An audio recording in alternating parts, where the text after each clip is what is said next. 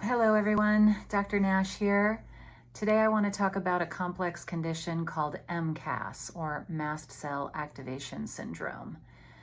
What the heck does this mean? Mast cells are cells of the immune system, and when they are triggered by any number of things, which I will talk about in a moment, they release histamine and other immune mediators. Histamine is really important to fight off offending pathogens. It is also important in terms of helping us secrete enough stomach acid for our digestive tracts. And it also acts as a neurotransmitter in our brains, regulating things like wakefulness, appetite, and temperature.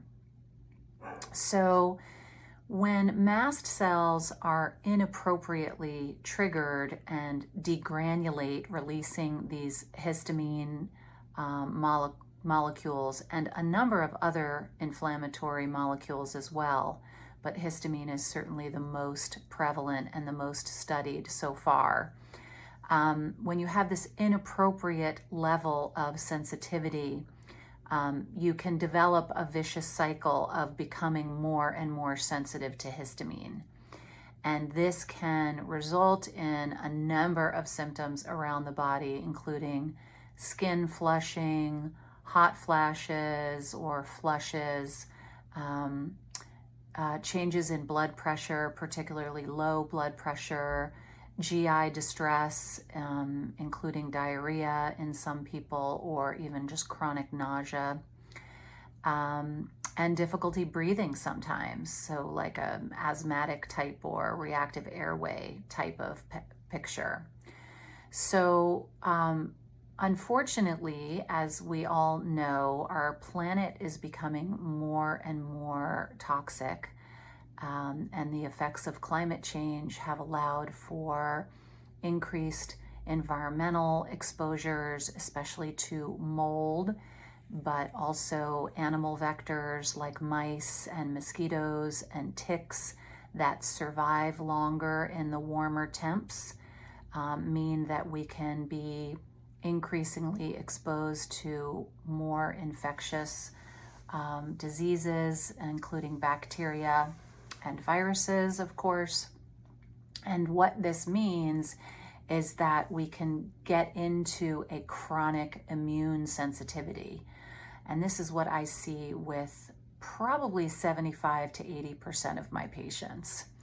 So it's a difficult condition to diagnose. You really have to do a lot of clinical evaluation. There are a few blood tests that will look at certain of these mediators, tryptase in particular, but you have to have the blood draw right as you're having this type of flare.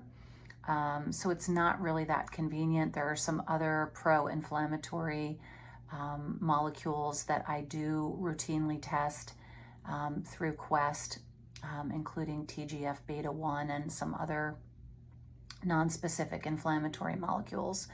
But really, the most important thing is to take a careful history and to really evaluate whether the patient or the client seems to be responding with any number of these symptoms.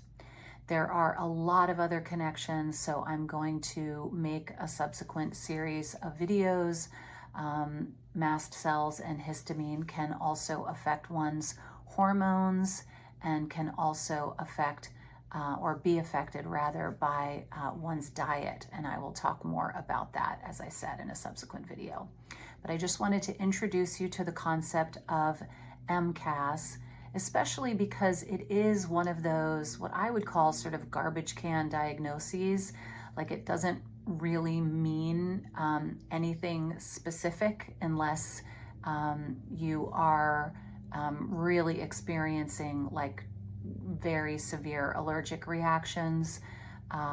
So it's becoming a little bit trendy, but I think that's because of the increased exposures, as I mentioned, and the increased body burden. And also one of the other major triggers, in addition to environmental and foods, is stress.